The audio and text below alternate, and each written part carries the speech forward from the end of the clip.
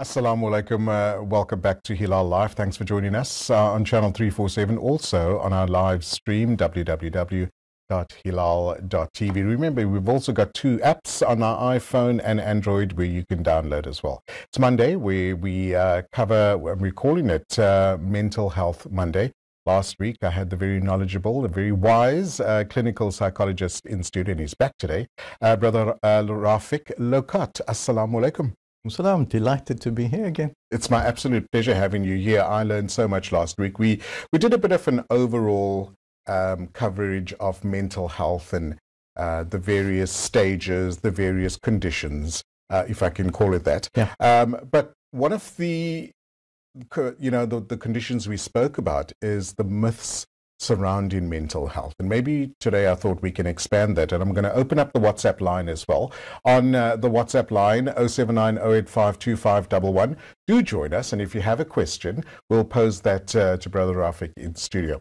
So what are some of the common misperceptions? I mean, when it comes to the myths around mental health, because there's such a stigma attached on how we perceive mental health, how we treat it, how we accommodate it in our surrounding, be it a work environment, a home environment. And all these can sometimes have an adverse effect when it comes to dealing with someone with a mental health issue.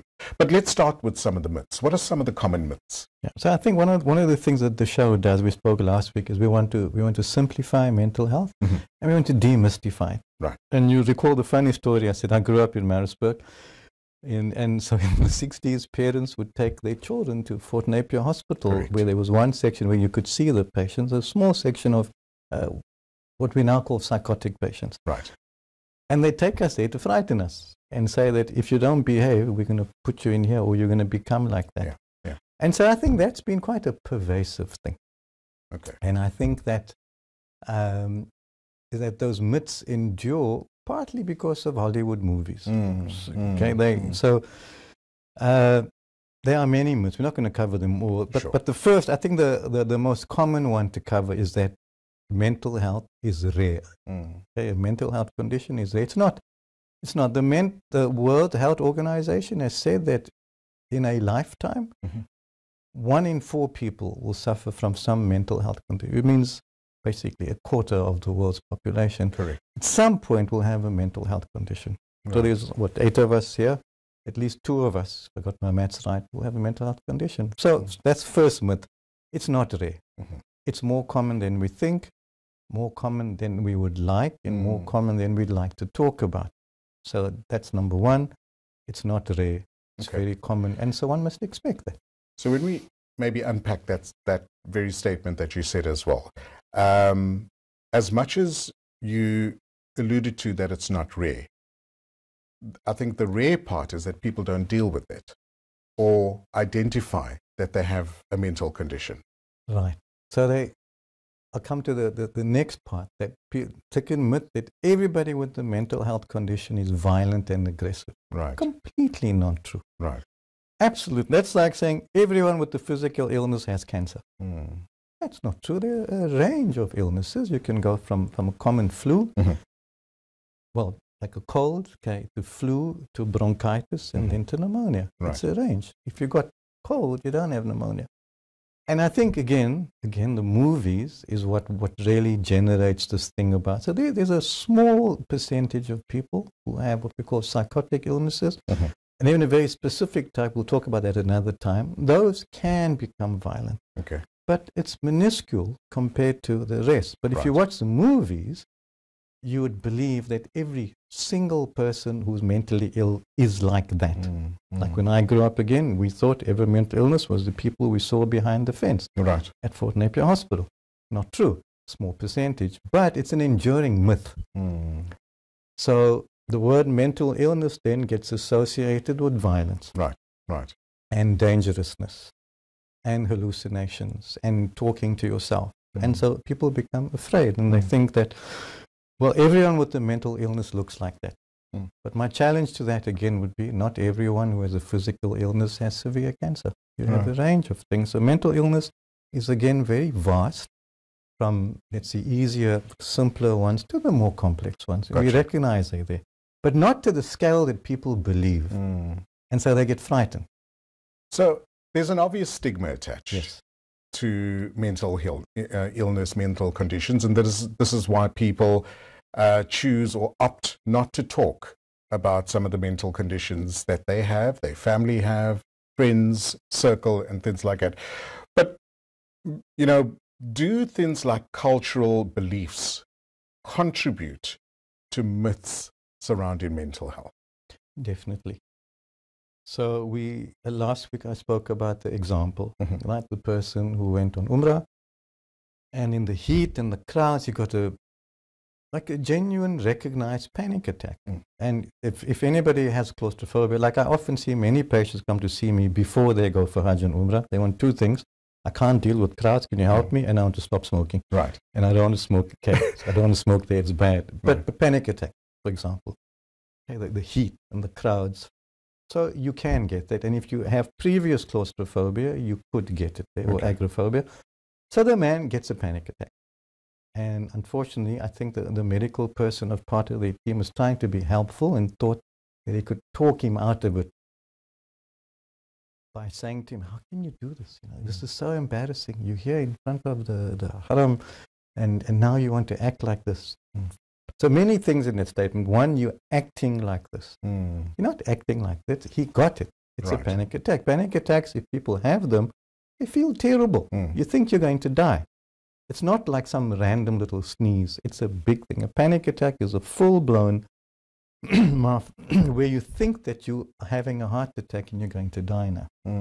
So you can't just like snap out of that. Of course. And then, of course, the next implication is, how can you do this here, meaning that your faith is weak? Right. So that's the cultural part, which I think is the next very important myth to deal with. Is that the mental illness has got nothing to do with the level of your faith. Right. Okay? Your faith is impervious to whether you're going to get a mental illness or not. That's saying, like, pious people never get a physical illness. So how would we then explain that? Okay, if a very pious person got cancer, so what? Is his faith weak? No. I don't hear those comments. Right. So it's got nothing to do with whether you get it or not. Obviously, we believe that you must pray and make dua and ask for help to help you overcome it, but that's not enough. You also have to get treatment. Yes. I have yet to see somebody with severe cancer just pray. I haven't seen that yet. For sure. You do both. Of So course. I think that's the next cultural myth, that it's got nothing to do with the strength of your faith if you get a mental illness. It's a condition. Okay. On the WhatsApp line, 079 085 2511. If you'd like to be part of the show, do send us a WhatsApp and let us know your thoughts around today's topic. Mental Health Monday is what we're calling it. And we're chatting about some of the myths that our community every day attach to mental health awareness.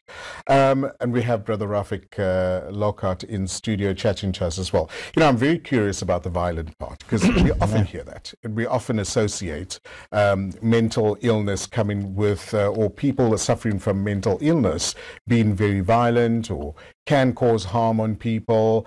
And as you alluded to, you know, it's a very small part of people that have a mental illness that could end up being a bit violent. So if you look at those conditions, explain to us, maybe clarify for us why you say most mental health patients are not, violent. So because of the range of mental illnesses, and at some point in the show we'll look at all the different kinds of illnesses that people can suffer from. But there is a small percentage of people who may be diagnosed schizophrenic, and one of the things they get is that they hear voices. Right. Okay? It's a recognized condition. And again, small percentage. And in that condition, the voice may tell them to hit you. Okay. Because they might believe what we call paranoid, that you're going to hurt them first. And so they'll act on that. Okay, so but the average person who has panic attacks, who has depression, who has a bipolar disorder, is unlikely to beat you up and attack you. you're more likely to get attacked by a taxi driver than by somebody with a mental health condition. Yeah, those guys are seriously bipolar, definitely, because the way they drive, no offense, just kidding. So these are things that we throw out there. You know, statements like that. Sure. Taxi drivers are weird, but, you know, they have various conditions. Right. Bipolar people can't function properly. But these are all treatable Right, so conditions. That's the next important myth, is that if you have a mental illness, that's it, you're doomed for life. That's not true at all. That's not true at all. In fact, many of the conditions are very treatable these days. And we will discuss that at some point. There's a range of treatments. There's medication. There is psychotherapy, all the range of psychotherapies that we now have. So they're absolutely treatable. And it's not true anymore that if you have a mental illness, that's it. You know, you're doomed for life. Okay, we're going to cover that after the break. We would encourage our viewers to correspond with us, 079 085 2511.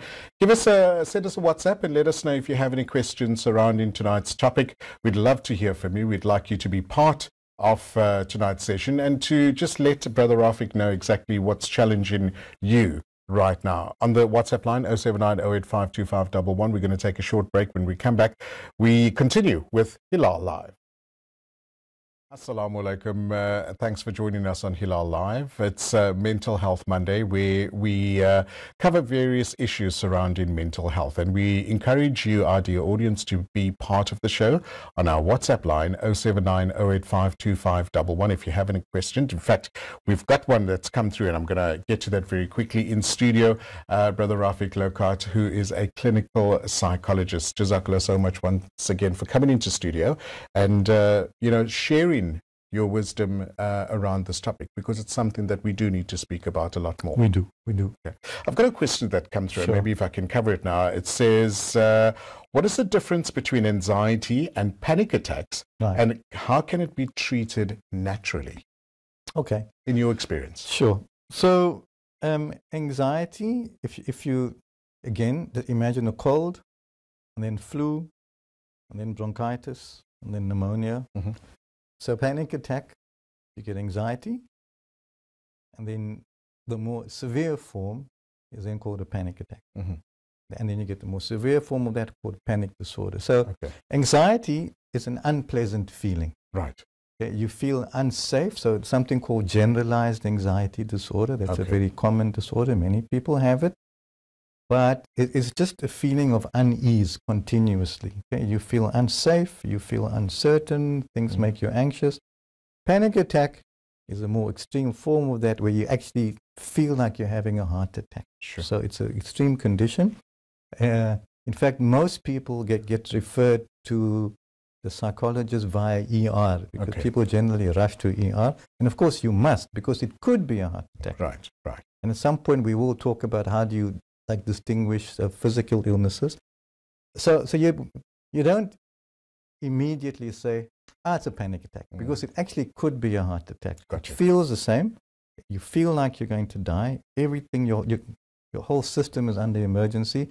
Then ER usually clear it by saying they've done the test. No. And then they say things like, it's just a panic attack. Which people hate, because the word "it's just a panic attack" implies it's trivial. It was nothing. Yeah. Right, but if anybody's had a panic attack, they'll know how really, really terrifying it feels. So I've spoken to my colleagues at ER to say, don't tell someone it's just a panic attack. They just, no. You had a full-blown panic attack. It's a terrible feeling. But when you just flip it off like that, no, don't worry, it's just a panic attack. It's the person who had it then feels embarrassed. They feel stupid. Yes. They feel like, no, what was that about? Why did I panic so much like that? Well, it's hard not to panic if you think you're having a heart attack. So invariably, the ER would then suggest, if it is a panic attack, that patient then seeks help. Yeah. So the sensible ones would say that they usually give you medication under your tongue just to bring everything down, and then they'll say, go and get it seen to. But I encourage, if there are any ER people listening, don't just say to the patient, it's just a panic attack, don't worry, man. How can you not worry? Because there's an underlying condition. It's an underlying condition. The person doesn't know what happened. They don't know why they got it. All they remember is the feeling. Right. Okay, and that feeling never goes away. So we're going to talk about that again, how your brain downloads that terrifying feeling, which then there's a good chance that you'll precipitate. Let's say you had it while you were pushing a trolley in Pick n Pay. Right. Whatever reason, you got it, right? And you got this panic attack where you thought you're going to die, and your brain just downloads the whole experience.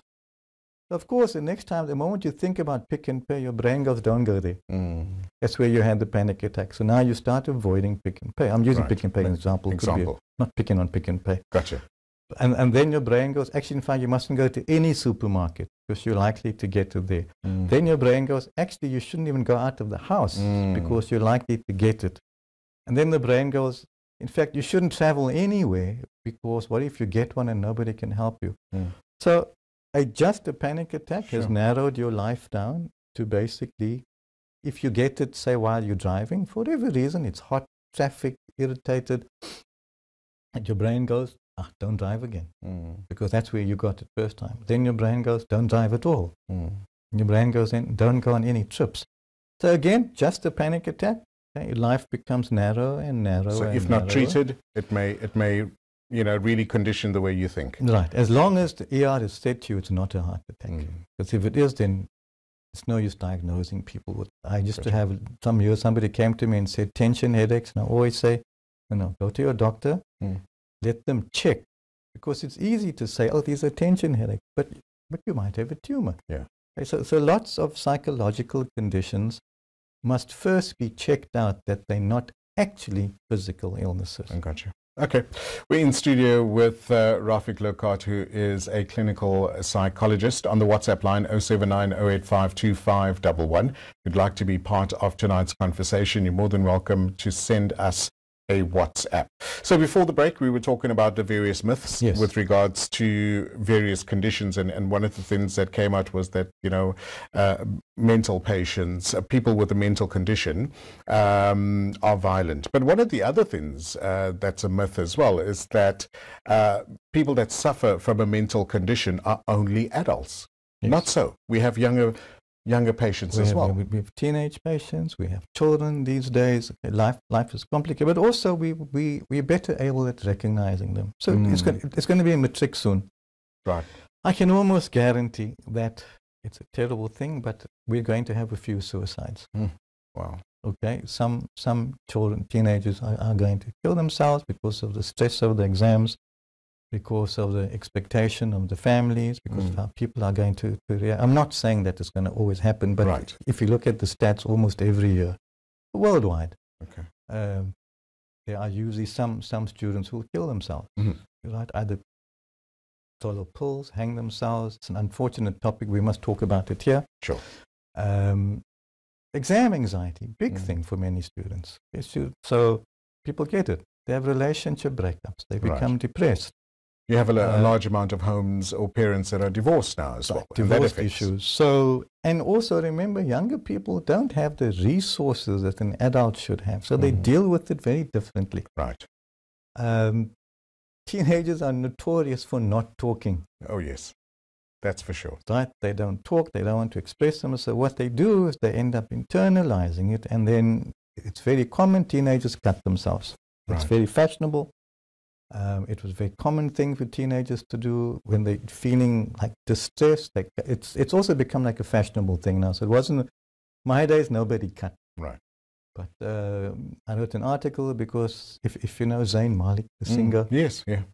What is the group he was playing? The boy band. One Direction. One Direction. Yeah, I wanted to say No Direction. I said they became No Direction after he left. Yeah. But there was a movement worldwide saying cutting for Zayn. Teenage people thought they'd cut to force him to come back to the group. Wow. So I was asked at that time to write an article. It's like, why would people do this? Well, A, it's fashionable. And B, it's something you can show your friends. And then there's like a commonality that we're all struggling with something. So cutting became a thing. It's not serious. They're not trying to kill themselves. Right. They're just trying to do something with the feeling that they're not expressing. Is it a release? So many of them would say they feel some kind of release when they do it. And obviously they do it higher up or so on no the one can see it. So they suffer from that. So, and it's mostly, and then younger children who are being bullied at school, right, or have stuff, they usually get stomach complaints. So often it's, oh, my stomach's sore, I don't want to go to school. And parents say, okay, no problem. But when that's persistent, okay, that's usually a sign that the child, something's up. First line would be the doctor. They check that nothing's going on. And if they find nothing, they usually, first sign is something's going on with this kid. There's some anxiety they're feeling, some stressor they're feeling. So just, it's across the board. And as adults, I suppose we get the help first because we're able to verbalize it. Women better at it than men, generally speaking. Teenagers, less so. Young children will generally talk about a physical symptom. I see. It's sore, my stomach is paining, I got a running stomach, I don't want to go to school. When that happens consistently, there's nothing physical to be found. It's not that the child's pretending. Right. I'll make that clear. They're not pretending. They're feeling it here, but it's what we call psychogenic. Okay. So in other words, they don't know how to express themselves, verbally express themselves. So they get feelings within the certain parts of their body that would allow them to internalize this feeling that this going through the event that they're going through. Whatever they're experiencing. Okay. Are they then generally, come to a psychologist to have this, have the condition seen to? Or is there medication that's needed? Is it a combination? Let's look at teenagers and below. Right. So obviously, first stop will be the GP, to check that there's nothing physically wrong. And then the GP will then say, look, I think you need to see a psychologist. And then it starts there. So now they're in the system. Psychologist will then do an assessment and decide whether the person should be referred for medication or in fact, we can deal with this without medication. Right. So that's how it will start. Okay. Well, what a fascinating conversation. We can speak about this for hours and hours because there's so much, and this is the intention of the program, is to demystify some of the myths that are, or debunk some of the myths that are out there with regards to mental health and how we as a community can better prepare ourselves to deal with conditions as a family so that we can all get through this as well. So understanding, I think that's what we want to do, is bring some understanding and bring some, most importantly, that help is available. Right. In various forms, which we'll discuss. Not necessarily psychologists, but there is help. Okay.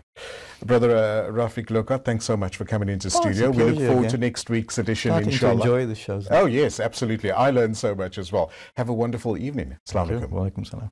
And there we go. Clinical psychologist Rafiq Lockhat in studio, educating us with regards to mental health awareness and how we can better prepare ourselves should we find ourselves in a compromising position or we have a family member, colleague that we need to assist as well.